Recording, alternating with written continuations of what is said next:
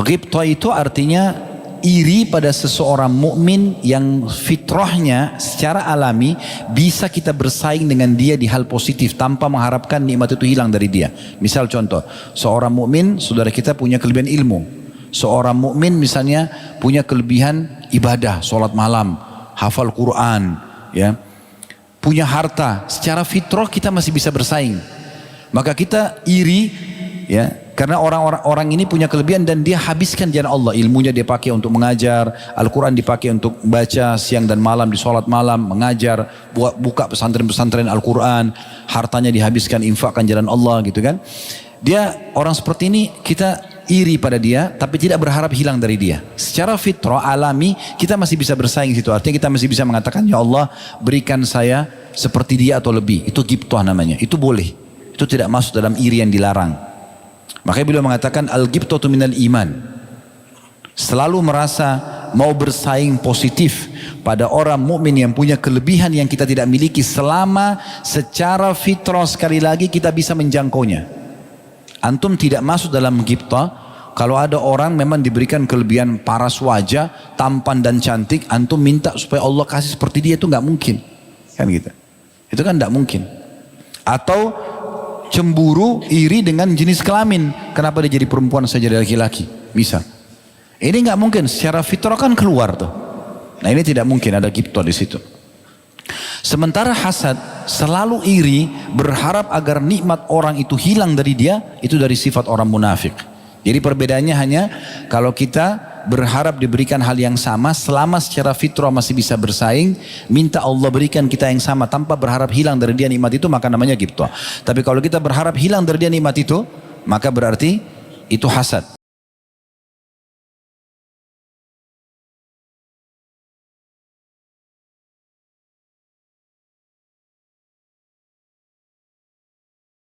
Alhamdulillah, selalu saja lisan kita memuji Sang Pencipta Allah. Sebagai seorang mukmin kita sangat yakin bahwasanya kalimat Alhamdulillah adalah kalimat penghubung antara seorang hamba yang beriman kepada Tuhannya Allah Subhanahu wa Ta'ala.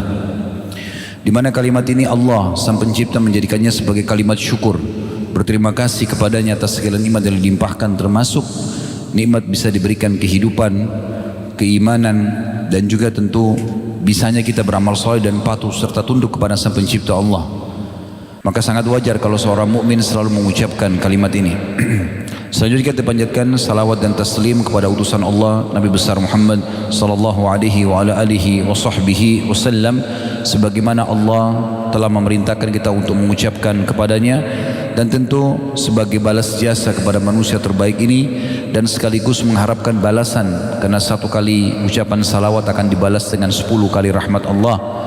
Dan sudah sering kami bahasakan, kalau seandainya dibalik Allah Subhanahu wa Ta'ala memberikan dengan 10 kali ucapan salawat satu rahmat saja, maka sudah cukup. Bagaimana kalau yang sudah dijanjikan kepada kita sekarang dengan satu kali ucapan rahmat, satu kali ucapan salawat akan diberikan 10 kali rahmat. Dan rahmat Allah meliputi banyak sekali, di antaranya pemenuhan kebutuhan, solusi dari permasalahan, dan peninggian derajat. Pada malam ini insya Allah seperti biasa kita akan lanjutkan bahasan tentang dosa-dosa besar. Semoga Allah Subhanahu wa Ta'ala menyelamatkan kita dari seluruhnya. Dan kita akan bahas pada malam ini salah satu sifat khasnya orang-orang munafik, yaitu memiliki dua muka atau bermuka dua. Bab maja'a fi dzil wajhain, kata Syekh Muhammad rahimahullah. Berbicara tentang masalah sifat ini berarti tidak pernah atau tidak bisa luput dari bahasan tentang orang-orang munafik. Dan orang-orang munafik ini serta ciri-ciri mereka adalah hal yang paling dikhawatirkan oleh para kaum salaf. Mereka sangat khawatir jangan sampai diri mereka termasuk dari kalangan munafikin. Berulang kali Umar radhiyallahu anhu bertanya kepada Hudzaifah bin Yaman, di mana Hudzaifah mengetahui orang-orang munafik yang telah ditunjuk oleh Nabi SAW dan dirahasiakan. Dia mengatakan, apakah saya termasuk yang Nabi SAW hitung sebagai orang munafik? Saking khawatirnya. Dan Umar selalu teliti melihat, kalau ada jenazah tidak disolati oleh Hudzaifah berarti munafik. Maka beliau selalu jadikan tolok ukur itu. Sehingga beliau berhati-hati sekali dalam mensolati orang. Banyak dinukil perkataan kaum salaf tentang masalah kekhawatiran mereka berhubungan dengan jangan sampai termasuk orang-orang munafik. Di antaranya Ibnu Mulaika pernah berkata, adraktu 30 min ashabin Nabi sallallahu alaihi wasallam kulluhum yakhafuna an-nifaqa ala nafsih. Aku sempat hidup bersama dengan 30 orang sahabat Nabi Muhammad sallallahu alaihi wasallam, semuanya tidak terkecuali khawatir kalau dirinya tertimpa kemunafikan. Hadis ini diriwayatkan oleh Bukhari. Tentu ini ada alasannya teman-teman sekalian ya. Karena kalau orang kafir jelas kekafirannya, kita juga jelas bermuamalah dengan dia. Kafir hukum-hukumnya sudah jelas. Kita boleh bertetangga, boleh silaturahim, boleh berbisnis, boleh satu negara, boleh bermuamalah secara umum. Yang tidak boleh hanya mendukung ibadah mereka. Dan tidak ada paksaan dari kaum muslimin kepada orang-orang kafir untuk masuk Islam. Allah subhanahu wa ta'ala mengatakan la ikraha fid din. Tidak ada paksaan dalam masalah agama. Kita tawarkan Islam, mereka terima, alhamdulillah. Tidak terima, enggak ada masalah. Urusan mereka sama Allah subhanahu wa ta'ala. Tidak ada paksaan. Kita tidak boleh mengganggu orang-orang kafir yang di bawah naungan pemerintah Islam dalam perdamaian Islam. Sampai kata Nabi SAW, man adha dhimmiyan kuntu lahu khasiman yaumul qiyamah. Siapa yang menyakiti zimmi, orang kafir yang di bawah naungan pemerintah Islam atau dalam perdamaian dengan kaum muslimin, maka aku akan jadi musuhnya pada hari kiamat. Jadi kita tidak boleh sama sekali. Itu jelas muamalah dengan orang-orang kafir. Orang tua yang kafir juga tetap kita bisa bakti dengan mereka, tapi tidak didukung sisi ibadah mereka. Itu jelas dalam hukum Islam. Tapi orang munafik gak jelas. Karena penampilannya seperti kita, namanya seperti kita, ikut sholat, ikut di pengajian, tapi munafik, pura-pura saja. Makanya ini berbahaya sekali. Dan antara iman sama kemunafikan tipis sekali. Makanya para kaum salaf hati-hati sekali. Mereka khawatir. Sampai Imam Ahmad rahimahullah pernah ditanya. Pada saat dikatakan kepada beliau, ma taqulu fi man la yakhafu ala nafsihi nifaq. Apa kira-kira yang anda katakan kepada seseorang tidak khawatir kemunafikan atas dirinya? Maka faqal, Imam Ahmad berkata, wa may ya'man ala nafsihi nifaq.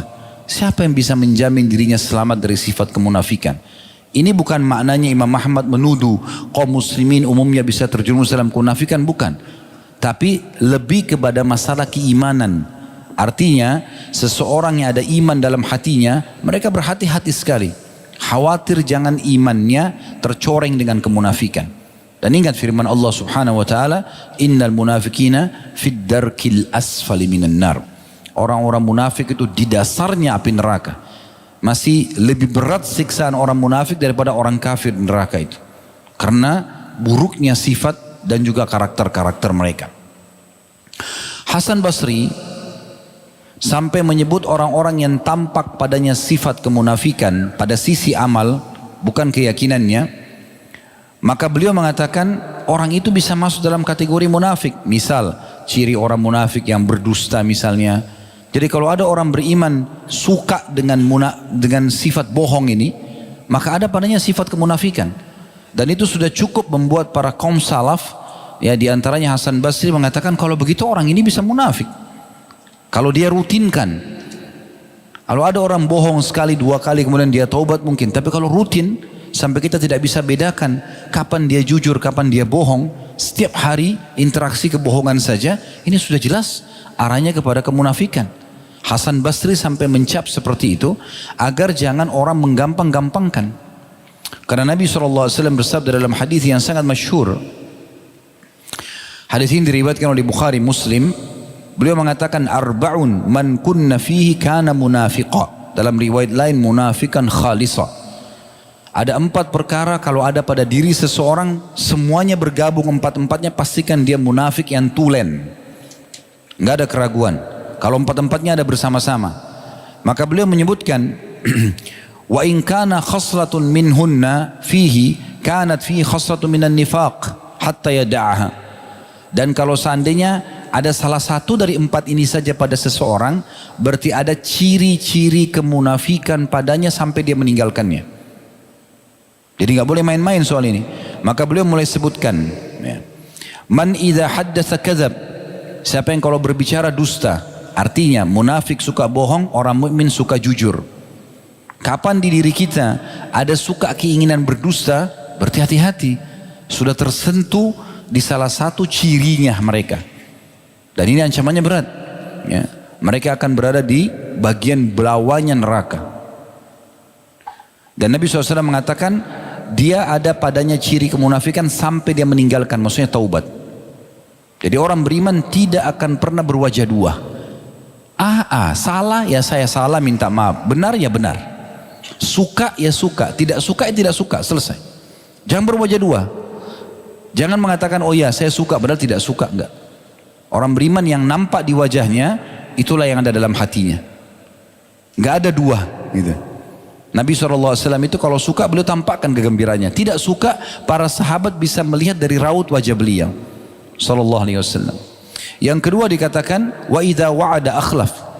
Kalau dia berjanji suka memungkirinya.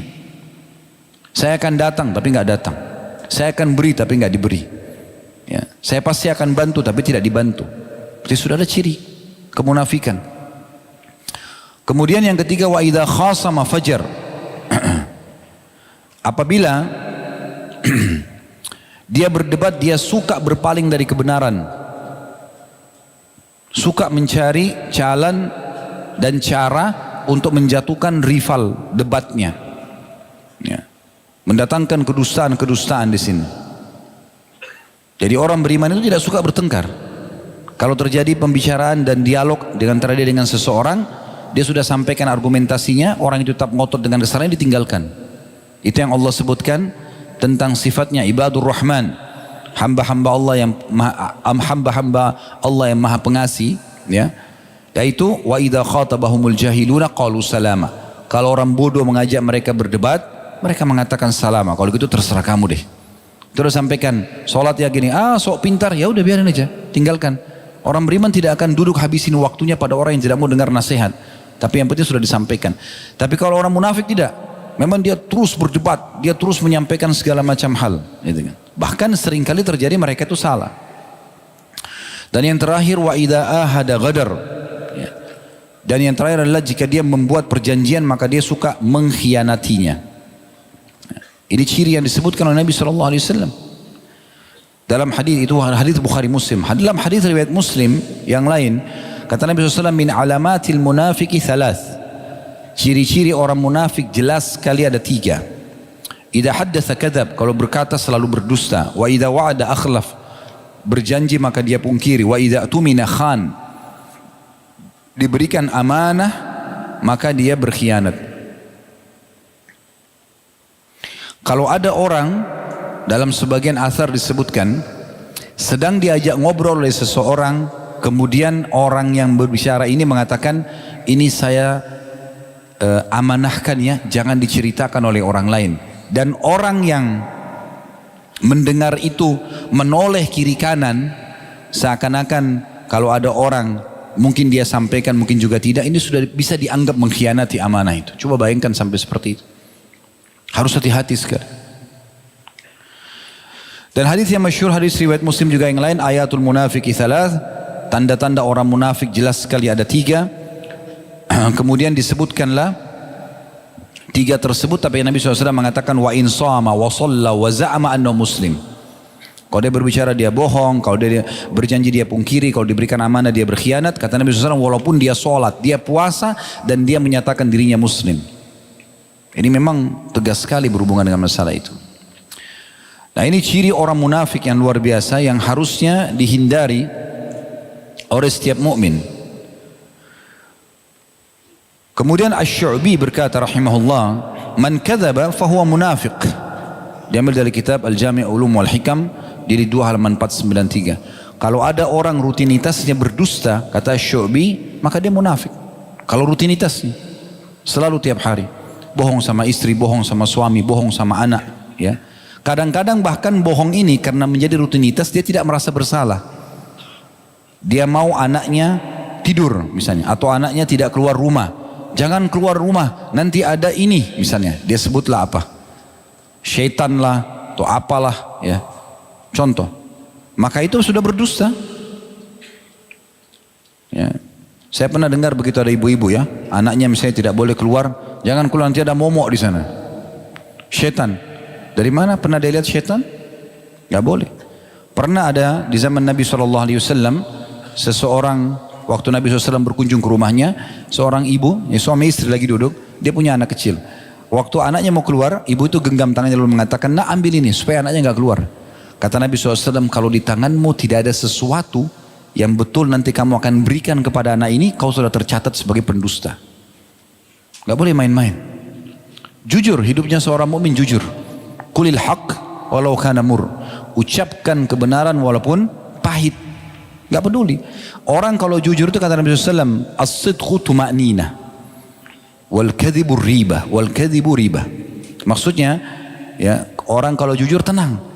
Memang betul pada saat awal kita jujur berat, tapi selesai. Clear pada saat itu. Kita udah akui kok, ya saya salah, saya akan perbaiki. Kan selesai. Tapi kalau bohong, itu akan bohong terus. Setiap ditanya masalah yang sama, bohong. Sampai berapa lama dia mau bohong ini? Tidak selesai-selesai. Hidupnya tidak tenang. Setiap kali disebutkan permasalahan yang sama, walaupun bukan dia yang sedang disinggung, dia akan ketakutan. Lalu kenapa harus hidup dalam keadaan seperti ini? Al-Hasan Basri juga mengatakan, ma khafahu illa mu'min wala amanahu illa munafiq. Orang yang khawatir terjatuh pada kemunafikan itu adalah orang-orang mukmin yang sebenarnya. Karena takutnya dicap oleh Allah sebagai orang munafik, dia tidak pernah bohong, dia jaga betul, tidak pernah pungkiri janji, tidak pernah khianati, ya nggak pernah curang dalam perdebatan atau dalam dialog misalnya. Sebagaimana ciri-ciri yang sudah disebutkan. Maka itu orang mukmin dan selalu merasa aman dari kemunafikan. Justru itu adalah kemunafikan yang sebenarnya.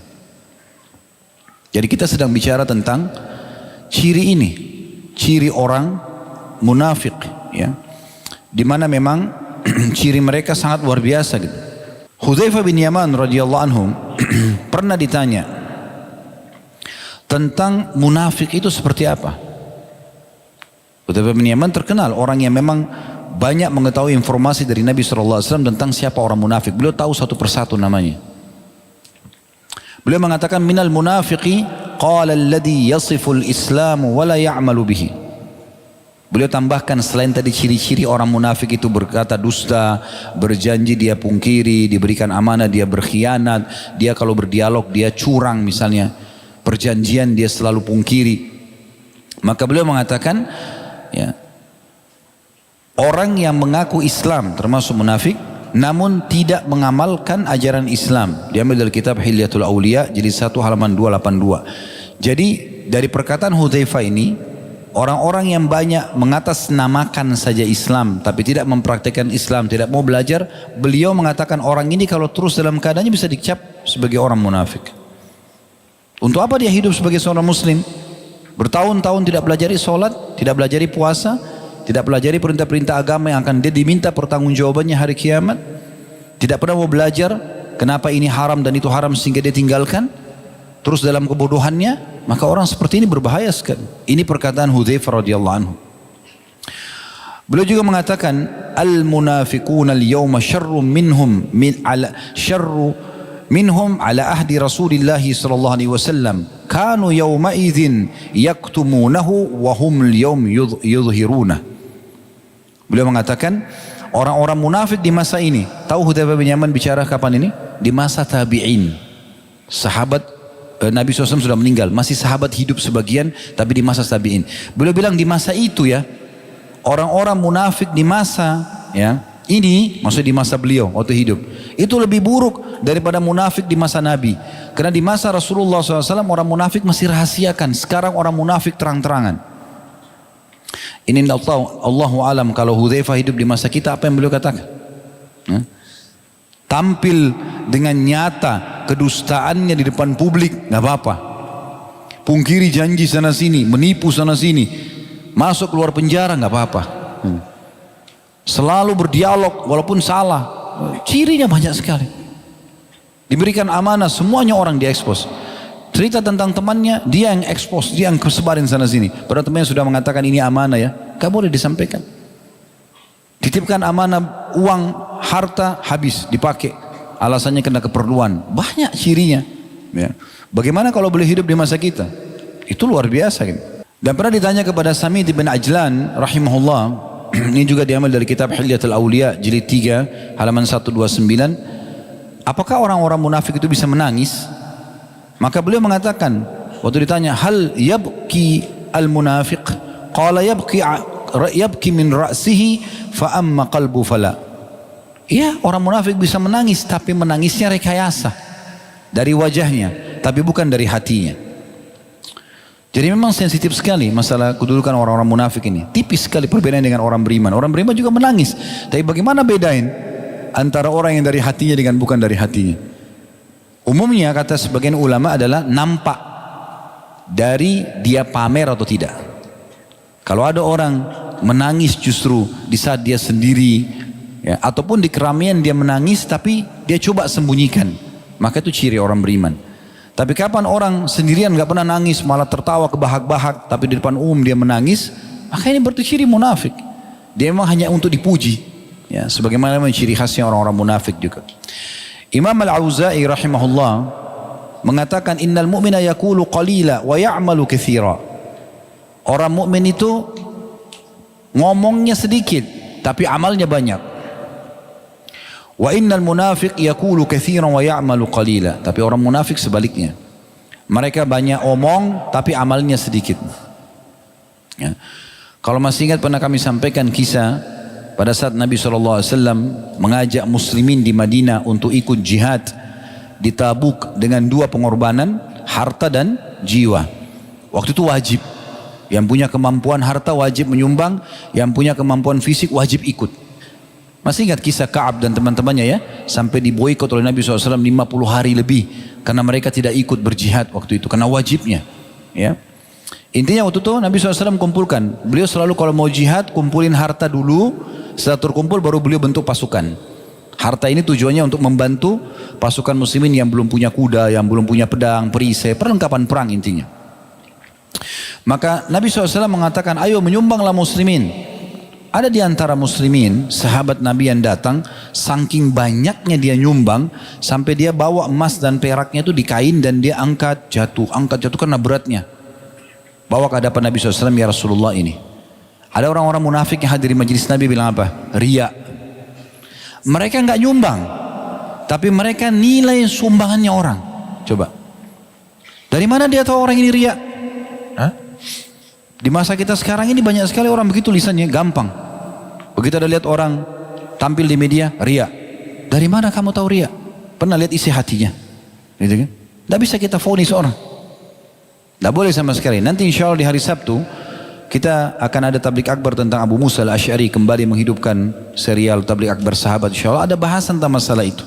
Salah satu cirinya adalah bagaimana seseorang mukmin harus jauh dari menilai orang dan memvonis orang. Masalah riyanya itu penting sekali. Kita harus hati-hati. Ya. Kemudian ada juga orang yang datang, dia tidak punya kecuali beberapa butir kurma. Ditaruh di keranjang kecil. Dia mengatakan, ya Rasulullah, hanya ini kepunyaan saya disumbang. Apa kata orang munafik? Mereka nggak nyumbang ini. Yang tadi banyak dibilangi riya, yang ini lagi mereka ngomong, mau diapain berapa butir kurma? Baik, berapa butir kurma lebih baik daripada kamu yang tidak menyumbang sama sekali. Hah? Jadi kalau ada orang datang dalam majelis ilmu atau di satu komunitas muslim, cuma tahu menilai-nilai saja, orang nyumbang semua, itu riya tuh. Dia tidak nyumbang, ini berarti cirinya dia nih. Ya. Atau ada orang nyumbang, mau ngapain 1.000 rupiah? Gitu. Padahal dia sendiri 50 rupiah pun tidak nyumbang. Gitu. Nah ini berarti ciri mereka seperti itu. Wahab bin Munabbi mengatakan tentang orang munafik, min khisalil munafik an yuhibbul hamda wa yakrahuz dzam. Di antara sifat orang munafik adalah gila pujian dan benci celaan. Ini semua dari kitab Hilyatul Awliya. Jadi menceritakan tentang para orang-orang yang dekat dengan Allah Subhanahu wa taala, ya. Jadi orang munafik itu suka sekali pujian. Kalau dipuji dia makin bangga. makin banyak dicerita tentang kelebihan-kelebihan dia. Dan kalau dia dicerca atas perbuatannya nggak mau. Orang beriman terbalik, dipuji dia nggak suka. Kalau dicerca dia jadikan bahan introspeksi. Oh mungkin ada yang salah dari saya. Makin kuat iman seseorang mukmin, makin dia jadikan sebagai serangan yang sampai kepadanya adalah peringatan dari Allah di dunia agar di akhirat tidak dihisab. Itu ciri orang beriman. Apapun sifatnya. Kalau ada orang yang serang kita, menyebut-nyebut tentang sebuah keburukan walaupun kita tidak lakukan, jadikan sebagai peringatan. Kalau kita tidak lakukan, berarti kita akan panen pahala tambahan pada hari kiamat. Sebagaimana juga disampaikan oleh Ummul Mukminin Aisyah radhiyallahu anha pada saat beliau ditanya tentang beberapa orang yang membicarakan tentang Abu Bakar sama Umar setelah keduanya meninggal dunia radhiyallahu anhuma. Kata Aisyah radhiyallahu anha, saya tidak melihat kecuali Allah ingin menambahkan pahala untuk keduanya. Setelah meninggal masih dibicarakan, gitu kan? Maka orang beriman seperti itu sifatnya. Kalau dia lakukan, dia jadikan kesempatan untuk sebagai bahan introspeksi diri, muhasabah, istighfar kepada Allah. Alhamdulillah Allah masih ingatkan dunia sebelum di akhirat. Jadi dia coba perbaikin dirinya. Dan nanti Allah punya cara untuk menutupi kesalahan tersebut. Dalam perkataan yang lain, Fudail bin Iyad rahimahullah, seorang tabi'in juga menyebutkan, masih dari kitab yang sama tapi beda di jilidnya, jilid 8 halaman 95. Ini Fudail bin Iyad, sahabat dekatnya Abdullah bin Mubarak rahimahumullah semua. Ini ulama-ulama tabi'in yang masyhur dengan kesolehannya. Beliau mengatakan al-ghibtatu minal imani wal hasadu minan nifaq. Ghibtah itu artinya iri pada seseorang mukmin yang fitrahnya secara alami bisa kita bersaing dengan dia di hal positif tanpa mengharapkan nikmat itu hilang dari dia. Misal contoh, seorang mukmin saudara kita punya kelebihan ilmu. Seorang mukmin misalnya punya kelebihan ibadah, sholat malam, hafal Quran, ya. Punya harta, secara fitrah kita masih bisa bersaing. Maka kita iri, ya, karena orang ini punya kelebihan dan dia habiskan jalan Allah. Ilmunya dia pakai untuk mengajar, Al-Quran dipakai untuk baca siang dan malam, di sholat malam, mengajar, buka pesantren-pesantren Al-Quran, hartanya dihabiskan, infakkan jalan Allah, gitu kan. Dia orang seperti ini kita iri pada dia, tapi tidak berharap hilang dari dia. Secara fitrah alami kita masih bisa bersaing situ. Artinya kita masih bisa mengatakan, ya Allah berikan saya seperti dia atau lebih. Itu ghibtah namanya. Itu boleh. Itu tidak masuk dalam iri yang dilarang. Makanya beliau mengatakan al-ghibtatu minal iman. Selalu merasa mau bersaing positif pada orang mukmin yang punya kelebihan yang kita tidak miliki selama secara fitrah sekali lagi kita bisa menjangkaunya. Antum tidak masuk dalam ghibtah kalau ada orang memang diberikan kelebihan paras wajah, tampan dan cantik, antum minta supaya Allah kasih seperti dia, itu nggak mungkin. Kan gitu. Itu kan nggak mungkin. Atau cemburu, iri dengan jenis kelamin. Kenapa dia jadi perempuan saja dari laki-laki? Misal. Ini nggak mungkin. Secara fitrah kan keluar tuh. Nah ini tidak mungkin ada ghibtah di situ. Sementara hasad, selalu iri, berharap agar nikmat orang itu hilang dari dia, itu dari sifat orang munafik. Jadi perbedaannya hanya kalau kita berharap diberikan hal yang sama, selama secara fitrah masih bisa bersaing, minta Allah berikan kita yang sama tanpa berharap hilang dari dia nikmat itu, maka namanya ghibtah. Tapi kalau kita berharap hilang dari dia nikmat itu, maka berarti itu hasad. Wal mu'min yaghitu wala yahsud. Atau yakbitu wala yahsud. Dan orang-orang mukmin itu, ya, menyukai kelebihan yang ada pada orang lain tanpa tidak berharap hilang darinya. Sementara wal munafiqu yahsud wala yaqbit. Dan orang-orang munafik berharap hilang nikmat dari orang sementara dia tidak mau agar nikmat itu tetap ada pada orang lain. Wal mu'minu yastur. Dan orang-orang mukmin itu suka menutupi kekurangan-kekurangan orang lain. Wa yansah, dan suka juga memberikan nasihat. Wal fajiru yahtaku wa ya'iru wa yabshi. Sementara orang-orang munafik suka menjatuhkan, menjelek-jelekkan orang lain. Nah, ini ciri-ciri orang munafik. Hatim al-Asam rahimahullah juga berkata, al-munafiqu ma akhadha min ad-dunya akhdhu bihirs wa yamna'u bisyak. Orang munafik mengambil dunia dengan rasa tamak, melindungi harta tersebut dengan penuh keraguan-raguan. Wa yunfiqu birriya, dan kalaupun dia mengeluarkan pasti dengan riya. Wal mu'minu ya'khudhu bil khauf wa yamsiku bisyiddah wa yunfiqu lillahi khalisan fit ta'ah. Sementara orang mukmin mengambil harta dengan penuh kekhawatiran, kehati-hatian. Ia menahannya dengan kuat, lalu menginfakkannya dengan ikhlas di jalan ketaatan. Jadi ini ciri-ciri yang ada pada orang-orang mukmin dan orang-orang munafik, atau perbedaan dasar lah di antara mereka. Baik, kita kembali ke perkataan yang disampaikan tadi oleh Syekh Muhammad rahimahullah. Kita masih baru di dalil yang pertama, atau masih di judulnya tentang masalah orang munafik. Kita akan masuk ke dalil yang pertama diangkat oleh beliau berhubungan dengan orang yang dua wajah ini, atau sifat khasnya orang munafik. Surah Al-Baqarah ayat 14. Ini dalil pertama yang diangkat oleh beliau, yang bunyinya, wa idza laqul ladzina amanu qalu amanna wa idza khalau ila syayatinihim qalu inna ma'akum innama nahnu mustahzi'un. Dan apabila orang-orang munafik berjumpa dengan orang-orang beriman, maka mereka suka mengatakan kami telah beriman. Dan bila mereka kembali kepada syaitan-syaitan mereka, mereka mengatakan sungguhnya kami sependirian dengan kalian, kami hanyalah berolok-olok. Jadi orang-orang munafik di masa Nabi SAW di Madinah dulu, mereka kalau ketemu sama sahabat-sahabat orang beriman, mereka menyatakan, menunjukkan keimanannya supaya mereka dapat keamanan dari orang-orang beriman. Begitu mereka ketemu dengan orang-orang musyrik, penyembah berhala, maka mereka mengatakan kami cuma olok-olok saja, itu pura-pura.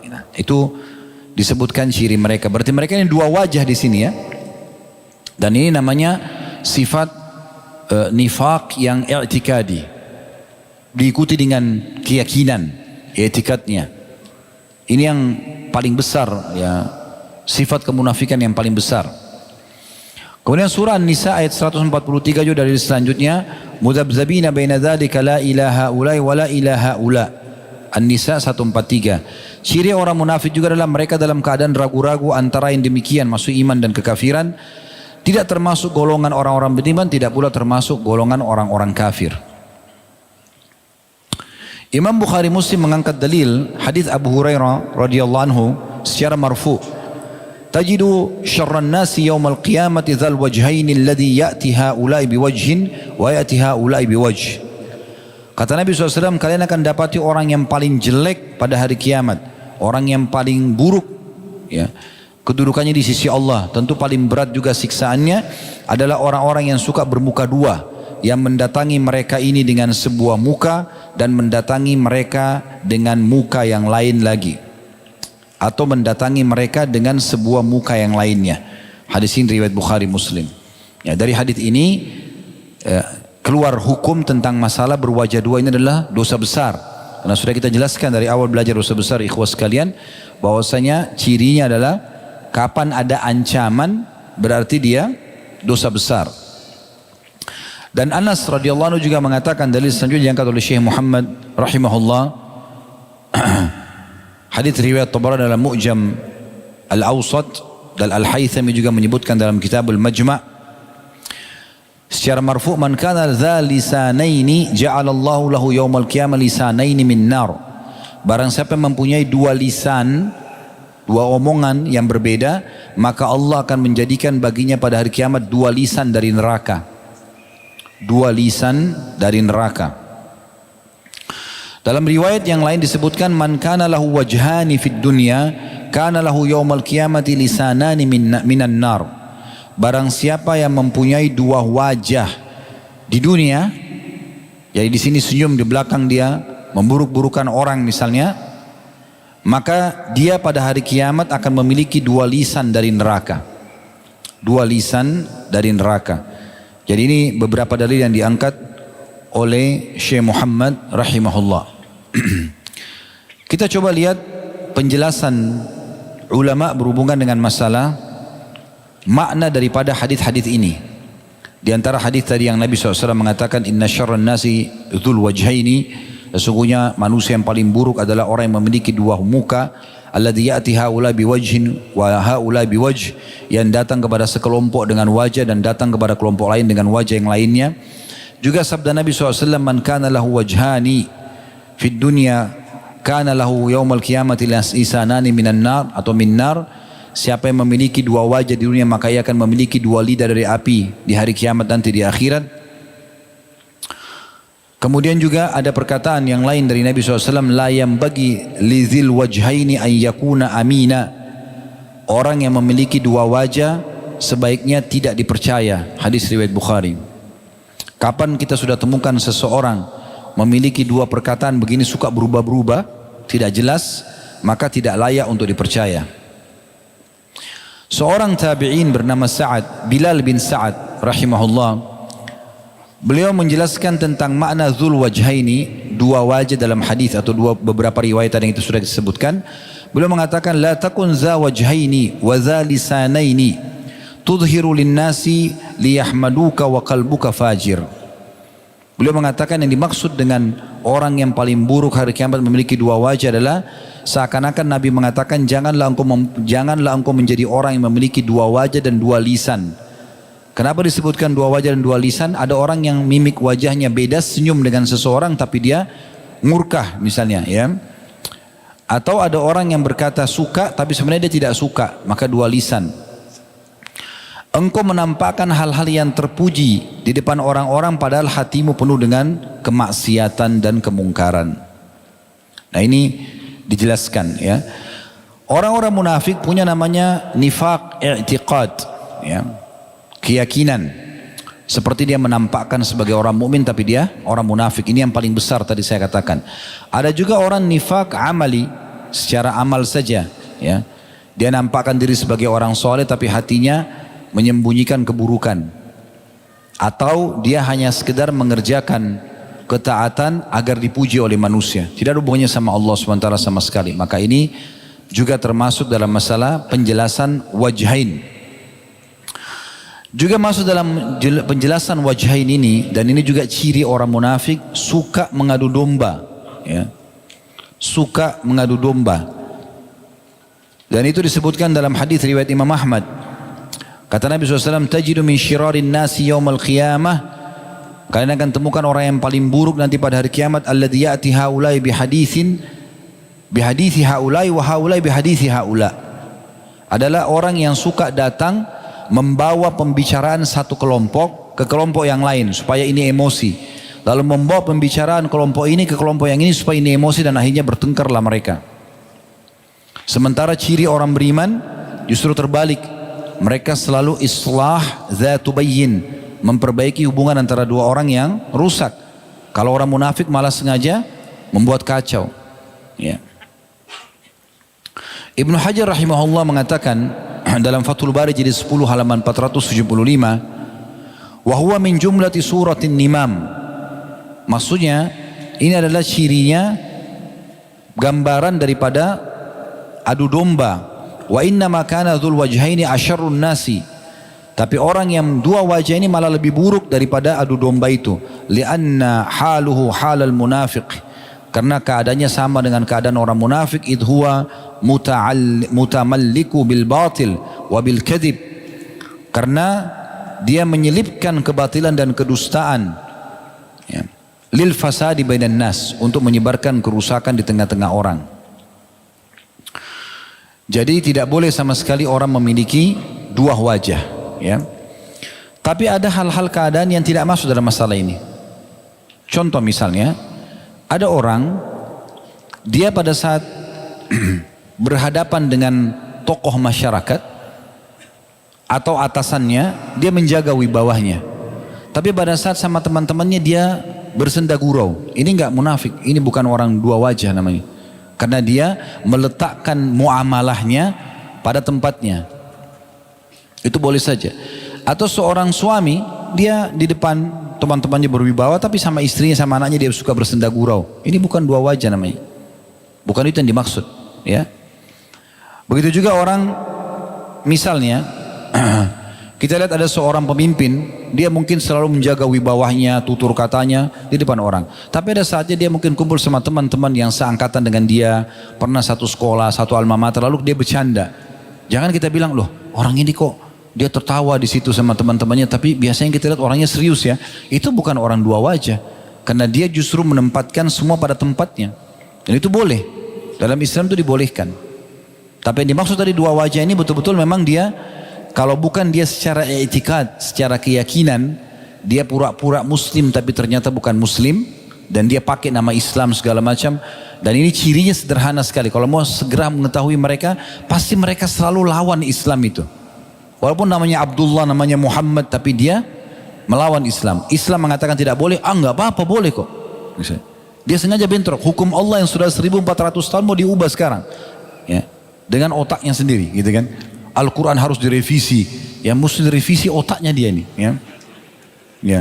Kadang-kadang kalau saya lihat ada orang begitu terlalu lancang, Al-Quran direvisi, ini sudah tidak layak hadis ini.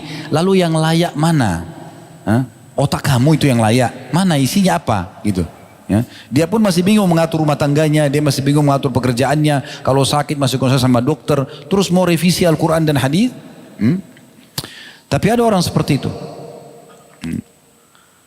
Jadi dia secara etikat atau secara amalia, tadi sudah kita bilang, dia sholat, dia ibadah karena hanya karena dilihat oleh orang. Nah itu baru namanya dua wajah. Atau dia sengaja tadi mengadu domba, sengaja membuat dua kelompok ini bertengkar, makin dipanas-panasin. Nah itu masuk dalam dua wajah yang diancam dalam bahasan kita. Tapi kalau kondisi tadi orang justru dia meletakkan wibawahnya, muamalahnya pada tempatnya, itu nggak ada masalah. Karena kan tidak mungkin seorang ayah bercanda sama anaknya masih kecil, kemudian ini ditarik juga bercanda kepada teman-temannya di kantor, kan tidak mungkin. Kan itu. Nah ini bukan dua wajah. Jangan kita mengatakan ini dilarang loh. Ustadz Khalid bahas ini nggak boleh, munafik. Ya. Ingat sudah pakai bahasa Indonesia, jangan bawa-bawa nama saya, ya. Kecuali dengan ilmu yang benar baru bisa. Makanya dalam sebuah riwayat dalam hadis kata Nabi SAW, anzilun nasa manazilahum. Perlakukanlah orang sesuai dengan perlakuan yang sesuai dengan kedudukan mereka masing-masing. Itu boleh. Pernah ada dua orang lewat di depan rumah Aisyah radhiyallahu anha, lewat saja. Maka Ummul Mukminin Aisyah berikan kepada orang yang pertama sesuatu, lalu kemudian orang itu pergi. Dan Aisyah biasa saja. Lewat orang yang kedua, oleh Aisyah lalu disiapkan tempat duduk, kemudian dihormati, lalu dikasih. Waktu pergi, maka seseorang bertanya, wahai mukminin, kenapa anda bedakan muamalah dua orang ini? Kata beliau, begitulah Nabi SAW mengajarkan kepada kami.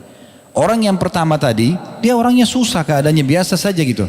Saya orangnya miskin, dia kalau dikasih apa-apa dia pergi selesai, bagi dia sudah bernilai itu. Orang yang kedua ini punya kedudukan. Cara memberinya bukan dengan seperti orang yang pertama. Maka ini berarti mengajak orang berhadapan dengan orang sesuai dengan tingkatan levelnya. Ini bukan dua wajah. Begitu juga sabda atau perkataan Ali radhiyallahu anhu yang menarik, beliau mengatakan, haditsun nas bima ya'rifuna atuhibbun an yukadzibullaha wa rasulah. Bicaralah kepada orang lain sesuai dengan apa yang mereka fahami. Apakah engkau ingin mereka mendustakan Allah dan Rasulnya? Maka ini berarti meletakkan pada tempatnya masing-masing. Ya. Makanya Nabi SAW juga mengatakan rahimallahu amrin khataban nas al hasbu ukulihim. Semoga Allah merahmati seseorang yang suka berbicara dengan orang sesuai dengan level akalnya. Maka ini bukan dua wajah, ya. Jadi kalau satu waktu antum temu ada orang, mungkin setiap antum ketemu dia kelihatan serius, mungkin karena dia adalah pemilik perusahaan di tempat antum bekerja, atau mungkin dosen di sebuah kampus. Satu waktu antum temukan dia tertawa sama teman-temannya, sama-sama dosen misalnya di sebuah tempat. Jangan antum bilang ini munafik. Nah. Pernah dengar nggak ada orang gitu kan? Ah, ini munafik. Kok di sana dia diam serius, di sini ya dia ketawa kebahak-bahak. Loh kenapa emang orang nggak bisa ketawa? Nah boleh ini, ya.